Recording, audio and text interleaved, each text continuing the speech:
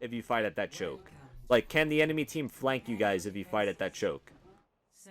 Like, it's harder to get flanked because, you know, the enemy team has to go through there or there.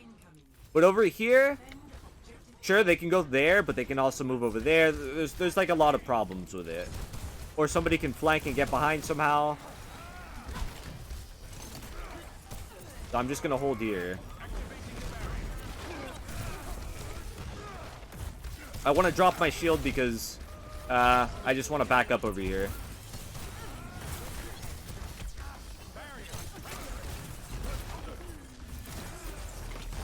And when you start losing a lot of people, just back up, man. Don't force the death on payload, on the objective. Because there's a chance we can regroup. Like, right now, my diva can probably get her mech back. She got her mech back. There's a chance. But unfortunately, people died on the objective for no reason. Instead of kiting back and just waiting. Because the enemy team, like, they can't all get off the point. Only 5 of them can.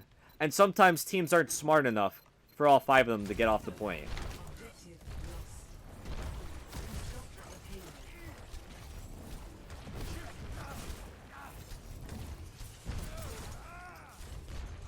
Yeah, there's a time to die on point, and then there's usually a time where you don't. Which is most of the time you don't die on point. Unless you're trying to stall out the objective. But there's no point in us stalling. It's better for us to just keep backing up and making the enemy team feed. Like right there, their Doomfist came up and fed. So now we can kind of push. I don't have any resources, so I definitely shouldn't be pushing. Now we push because our Genji's blading. We need to make space for him.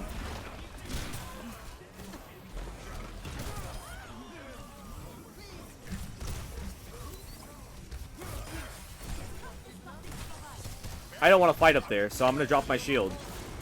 My Hog dies for trusting my shield that much, then he dies. He deserved that death. In my opinion.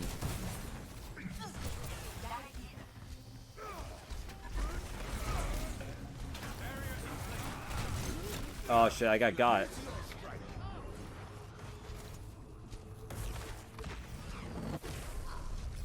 Why did you ult there? I actually don't remember. Haven't we done this before?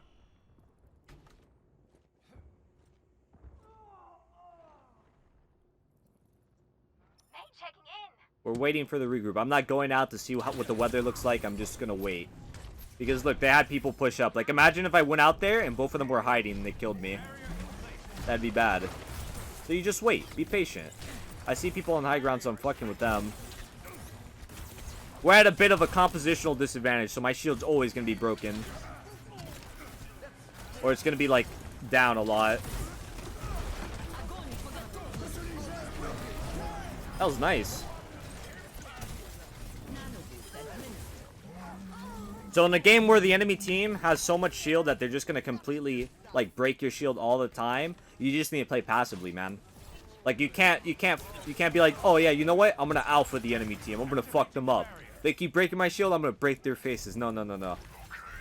You gotta play it slowly. You play the slow game. It sucks, but at least in this specific scenario where I'm playing Sigma, I have to play the slow game.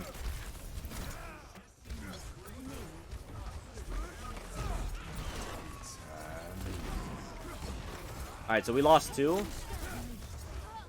We have time for one more fight if I back up. Oh wait, our boys are fucking it up though. No. I'm just gonna back up.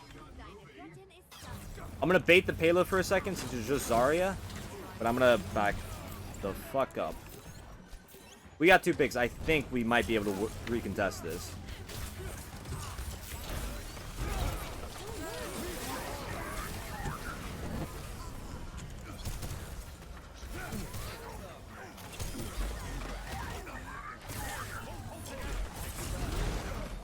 We didn't win the fight, but we fought the fight, chat. That's what's important. Sometimes the important part is getting the 6v6 to happen, and we did that. And you know what happened because we got the 6v6 to happen? The enemy team used Coalescence, and they used... Did they use anything else? I don't think they used anything else. But sometimes they'll use more. Or they'll use a lot. Doomfist ult. And when you're on defense, it's important to try to get as many fights in as you can. I'm gonna use my ult because we're in an even fight right now, and it's very losable. It's not like we're in a positional advantage or anything. The enemy team is pushing the payload, and we're in an even fight. Now we got the snowball fall stopped. So now we have the defender's advantage that I was trying to explain earlier today. We now have positional defender's advantage. When you're pushing the payload and you're snowballing, it's easy to snowball because you have the defender's advantage on attack, ironically.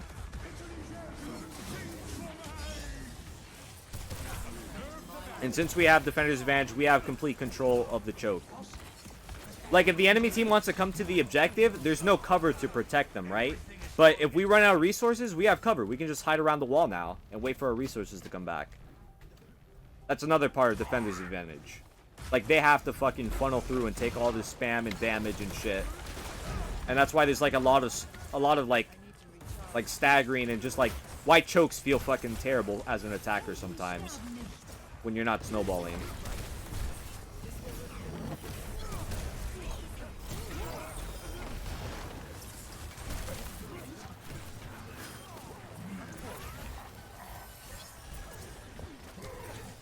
And the reason why we're fighting up here and not like over there or like over there is because this guarantees 3 fights. We get a fight here, we get a fight over there, and we get our last fight over there. This is a guaranteed 3 fights if we end up dying over here.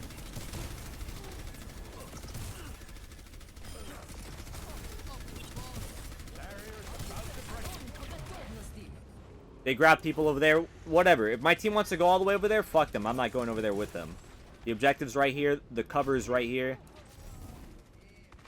If we end up losing because of that, that's alright. My team's feeders, not me.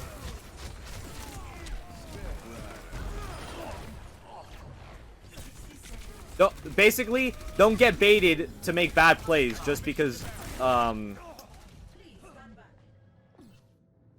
do I explain it? Don't let your team bait you. That's the best way I can explain it. Don't let your team bait you into feeding with them. It's playing again. Alright, so 1 fight's over. We still have 2 fights. I'm gonna go there as fast as I can and try to fight this corner. I'm probably gonna ult because I don't want them to snowball. And it's last fight, so it doesn't matter. Oh shit. Oh fuck, oh god.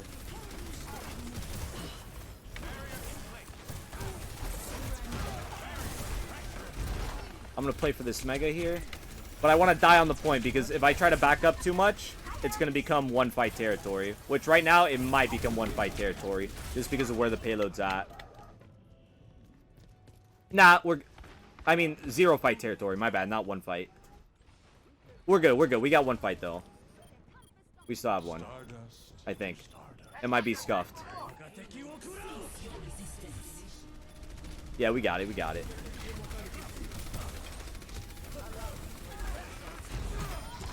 That's a scenario where it's better to die on the objective than try to run away and stagger.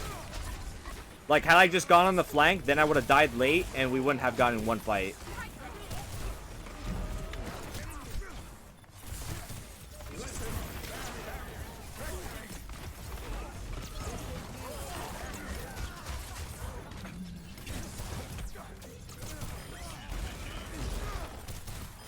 And there you go.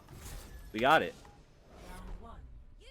Again, there's a time to flank and try to run away, though. There is a time where you're just like, okay, it's better if I just go hardcore on the flank. If I go to their fucking spawn, they can't afford to get off the payload and chase me. There's a time where that works better.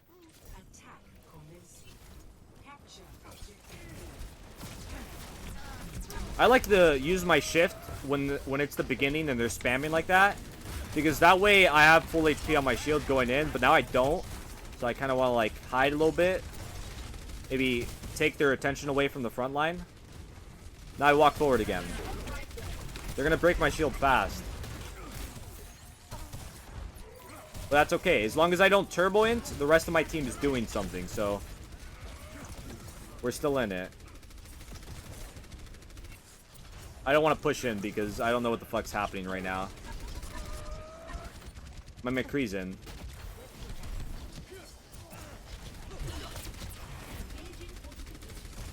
if you play patiently sometimes, it'll like bait the enemy into feeding. That's another thing. Like I said earlier, we're at a disadvantage where I'm never gonna break their shield and they're always gonna break my shield. So don't int. Don't like try to force a play here. I'm gonna take some space and maybe bait them. See, they got scared of my teammates on high ground. Now I'm all the way over here. And I'm just gonna shift in their faces. Shield my Symmetra because she's level 3 charge. And there you go. We win. Right.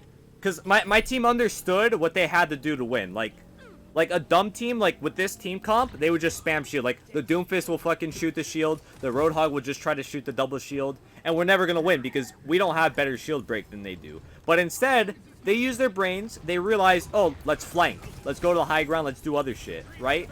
So literally, I was the only one at front line. People were putting their attention on me.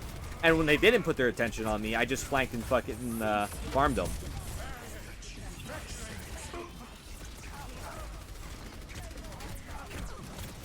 My shield's getting low. I let my shield die, so I'm just gonna hide now. I might use my ult. I'm gonna use my ult. We gotta keep the snowball going, chat.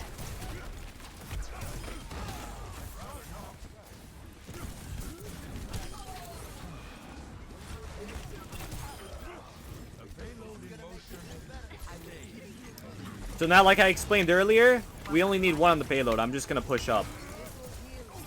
They're guaranteed to get another fight unless they stagger like they are right now. Unless we C9, of course. But either way, like, now we got one on the payload. Whatever. They're still going to get another fight. They're guaranteed another fight. 3 on payload right now doesn't make a difference. It's better if we push up and try to farm our ultimates or get stagger kills.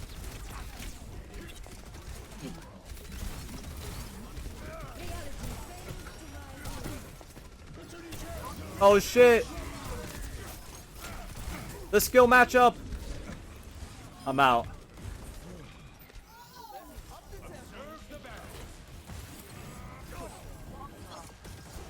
Like, another thing is, you know where they have to come from. Their spawn's over there, so they have to come through these doors.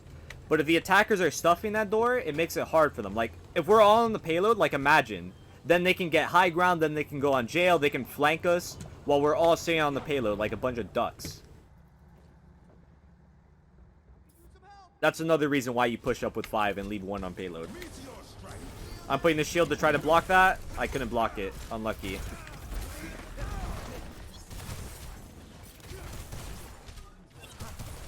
Now they have a similar like barrier comp to us, so I'm just gonna like I might be enabled to like win the front line more aggressively by being more aggressive.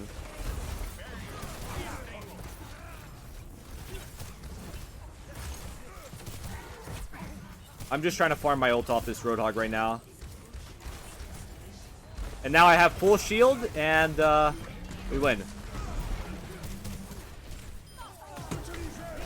And I ult their spawn door. GG. Just like that. The game's over.